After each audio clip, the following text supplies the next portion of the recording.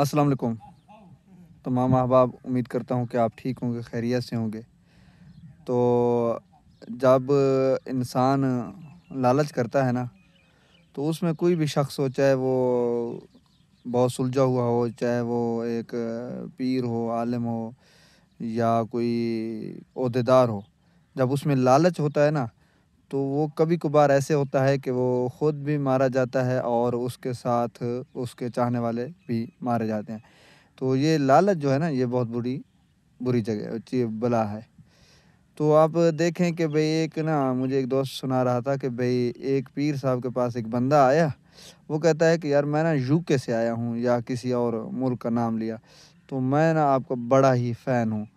तो पीर साहब बड़े खुश हो गए कि भाई मेरे इतने चाहने वाले हैं, और वो भी मतलब है बाहर के ममालिक में हैं। तो वो सारा दिन उसके आस्थाने पर घूमता रहा।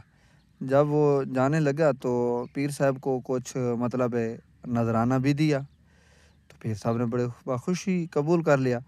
फिर उससे कहा कि मैं बड़े दूर से आया हूँ, क्योंकि दूसरे मुल्क से आया हुआ हूँ, तो मेरा दिल चाहता है कि मैं बार बार आपके आस्थाने पर रहूँ, ज़ियारत करता रहूँ।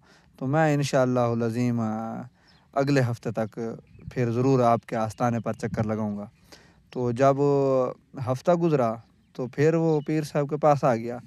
तो पीर साहब के पास आया, फिर जब सारा दिन फिर घूमता रहा, तो आखिर पर जाते हुए फिर उसने कोई नजराना पेश किया। नजराना पेश करने के बाद पीर साहब को अपने घर में दावत भी दे दी कि आप मेरे घर में तशरीफ़ लाएं, चलो मुझे खुशी होगी, आप कदम रंजा फरमा दें।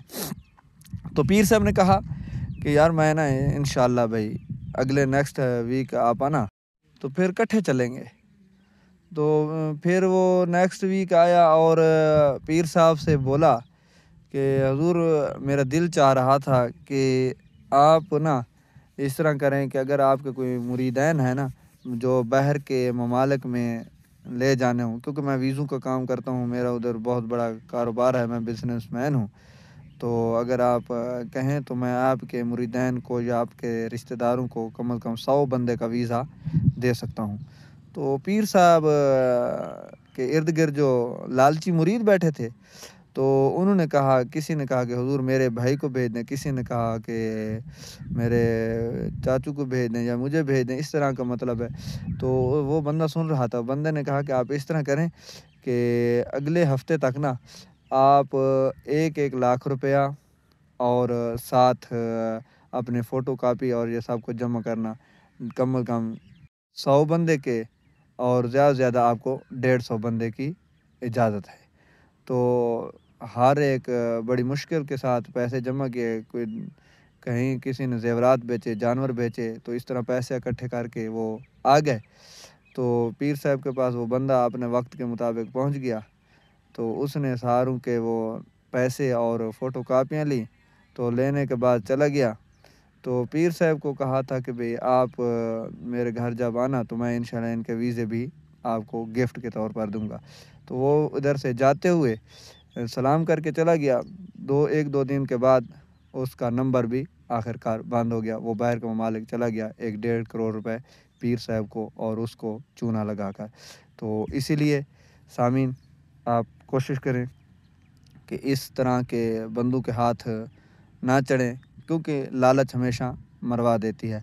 आजकल क्योंकि पीर भी इस तरह के हैं कि जिनकी नज़र मुरीदैन के जेबों पर होती है, और कुछ मुरीद भी लालची होते हैं। आजकल वो अपने पीरान उज़ाम के पास वो इसलिए दुआ नहीं करवाने आते कि हुज़ूर मेरे लिए दुआ करें कि मुझे अल्लाह तबारक व तआला दोनों जहानों की नेमतें अता फ़रमाए, इज़्ज़त अता फ़रमाए, या अल्लाह ताला ईमान में रखे और ईमान की हालत में मौत अता फ़रमाए, या इस्लाम पर चलने की तौफ़ीक अता फ़रमाए। मतलब है वो रूहानियत के लिए नहीं आते। जो भी आजकल मुरीदैन अपने पीर के आस्थाने पर आ रहे हैं, वो सिर्फ़ और सिर्फ़ इसलिए आता है कि पीर साहब मेरे लिए दुआ करें कि मुझे एक बहुत बड़ा बंगला मिल जाए, या अच्छी भली कार जीप मिल जाए, तो या कोई नौकरी मिल जाए। मतलब है कि उनका कोई इस तरह का सवाल नहीं है अपने पीरान उज़ाम से कि आखिरत संवर सके।